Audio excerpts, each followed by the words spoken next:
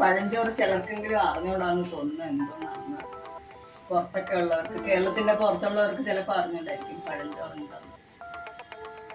ഇത് മട്ടയരി ചോറ് വെച്ച ബാക്കി വന്നതാ. ഇതിലോട്ട് കുറച്ച്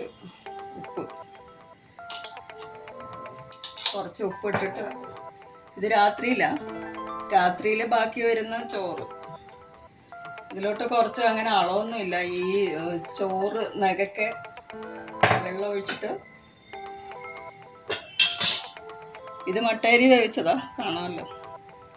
ഇതിലോട്ട് കുറച്ച് ഉപ്പ് ഇട്ടു, വെള്ളം ഒഴിച്ചു നഗക്കെ.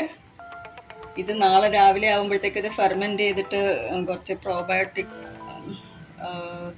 നമുക്ക് വയറിന് നല്ലതാണെന്നാണ് പറയുന്നത് കഴിക്കുന്നത്.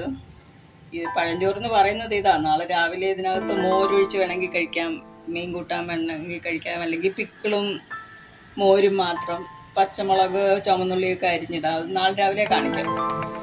ഇതിപ്പോൾ ഇങ്ങനെ വെള്ളം ഒഴിച്ചിട്ട് രാത്രിയിൽ മുഴുവൻ വെച്ചേക്കുക, നാളെ രാവിലെ വരെ. അതാ പഴഞ്ചോറെന്ന് പറയുന്നത്.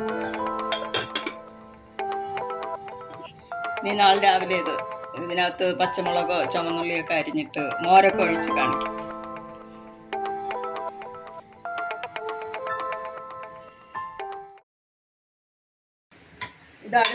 ഇത് അടുത്ത ദിവസം രാവിലെ മോരും കുറച്ച് ഉള്ളി പച്ചമുളകും കൂടെ ഞരടി വെച്ചിരിക്കുക, കുറച്ച് ഉപ്പും ചേർത്തിട്ട്.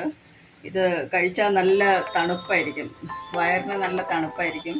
ഇതിൻ്റെ കൂടെ കുറച്ച് കൂടുതൽ ചോറുണ്ടെങ്കിൽ ആ വെള്ളം ഒട്ടും കളയരുത്. പഴഞ്ചോറിൻ്റെ വെള്ളം ഒട്ടും കളയത്തില്ല. ആ ഉപ്പിട്ട് വെച്ചിരിക്കുന്ന ആ വെള്ളത്തോട് തന്നെ ഇതിനകത്ത് ഇപ്പം മോരൊഴിച്ചിരിക്കുക, അതുകൊണ്ട് ഈ കളറ്. എന്നിട്ട് ഇതിൻ്റെ കൂടെ ഒരു നല്ല മീൻ കൂട്ടാനുണ്ടെങ്കിൽ നന്നായിട്ട് ചേരും, മീൻ കഴിക്കുന്നവരാണെങ്കിൽ. അല്ലെങ്കിൽ പിക്കിളോ ഇങ്ങനെ പച്ചമുളക് ഞെരടി കറിവേപ്പിലയൊക്കെ ഇട്ട് എങ്ങനെ വേണമെങ്കിലും കഴിക്കാം. ഇത് വെറുതെ കഞ്ഞി കുടിക്കുന്നതിനെക്കാട്ടിലും നല്ല ന്യൂട്രീഷ്യസ് ആയിട്ടാണ് വെച്ചിരിക്കുന്നത് പഴഞ്ചോറ്. പണ്ടൊക്കെ എല്ലാവരും ഇതൊക്കെയാണ് കഴിച്ചുകൊണ്ടിരുന്നത്. ഇങ്ങനെ പഴഞ്ചോറ് അറിഞ്ഞൂടാത്തവരുണ്ടെങ്കിൽ ഇതുപോലെ ഉണ്ടാക്കിയിട്ട് എന്തെങ്കിലും സജഷൻസ്, കമൻസ് എന്തെങ്കിലും ഉണ്ടെങ്കിൽ അറിയിക്കണം കേട്ടോ. മട്ടയരിയാണ് നല്ലത്. അതുപോലെ